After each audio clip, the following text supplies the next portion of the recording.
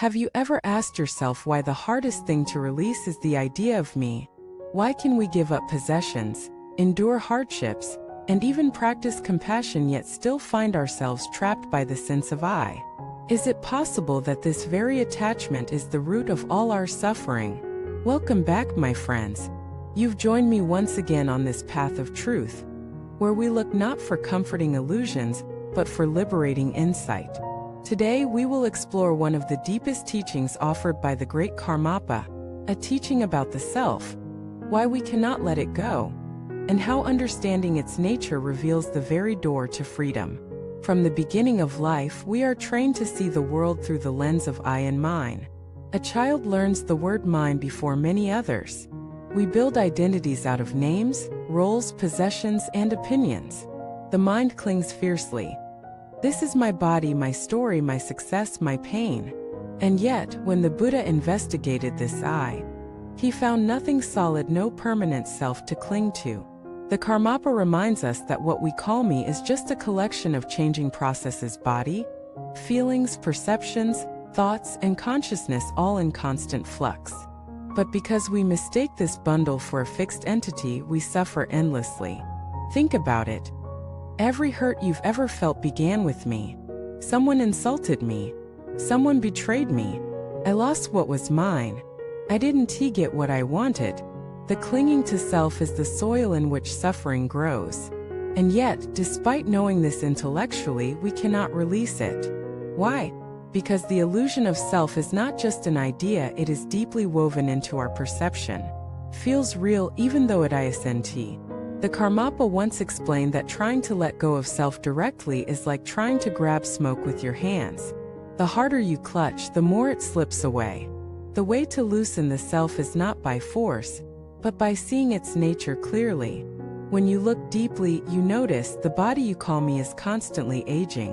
The feelings you claim as yours change moment to moment.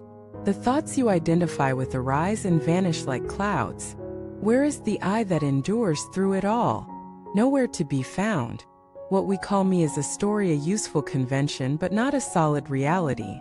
But hear us the paradox: we fear letting go of this illusion because we believe without me nothing remains.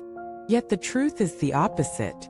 When the grip of self relaxes, what remains is vast openness, boundless compassion, and unshakable peace. Without I, there is no barrier between you and others. Without mine, generosity flows freely. Without me, there is freedom. Still, the mind resists. It clings. It fears dissolution. This is why the Karmapa emphasizes compassion as the path to releasing the self. Because when you turn your heart outward, when you feel the suffering of others as your own, the grip of I softens naturally. The walls of separation weaken. The self begins to dissolve, not through violence but through love. In practice, this means we must shift our effort from protecting the self to questioning it. Instead of asking, how can I get what I want? We ask, who is this I that wants? Instead of clinging to every thought, we observe it arise and vanish. Instead of guarding the illusion of self, we let awareness shine on it, exposing its emptiness. Slowly, the illusion loses power. But this is not easy. The habits of clinging run deep. Even advanced practitioners stumble here.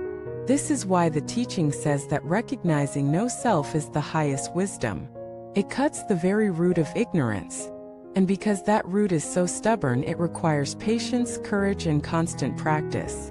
The Karmapa often told stories to illustrate this point. One story tells of a monk who clung fiercely to the idea of his reputation. He practiced diligently, but always with the hidden motive of being respected. When he realized this, he was devastated. He confessed to the Karmapa, even in practice, I cannot let go of myself. The Karmapa replied gently, that very recognition is the beginning of wisdom. To see the self-clinging is already to step beyond it. Don't despair, keep watching.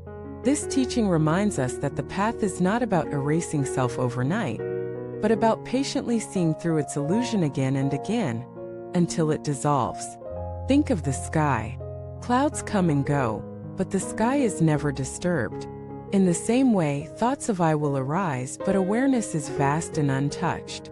When you identify with the clouds, you feel restless and bound. When you identify with the sky, you discover freedom. The practice, then, is not to destroy the clouds, but to remember the sky. And here is the profound gift. Once you glimpse the truth beyond self, compassion flows effortlessly. Because without the illusion of me, you realize there is no real other either. The suffering of the world is your suffering. The joy of another is your joy.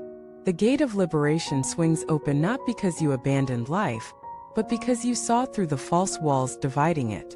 As we close this reflection, I invite you to pause and turn inward. Ask yourself, who is the I that hears these words? Can you find it? Or do you only find sensations, thoughts, awareness each arising and passing? What happens if, just for a moment, you stop clinging to me and rest as awareness itself? This is not abstract. It is immediate. And if you taste even a drop of it, you begin to understand what the Karmapa meant. The door to freedom is already here. The only lock is the illusion of self. The only key is seeing clearly. Thank you for walking this journey with me today. If this teaching opened something in your heart, share your reflections in the comments. Have you ever had a moment when the self felt less solid? What did it reveal to you? Your experiences may be the very encouragement someone else needs. If you haven't already, subscribe for more teachings. Like this video if it gave you insight.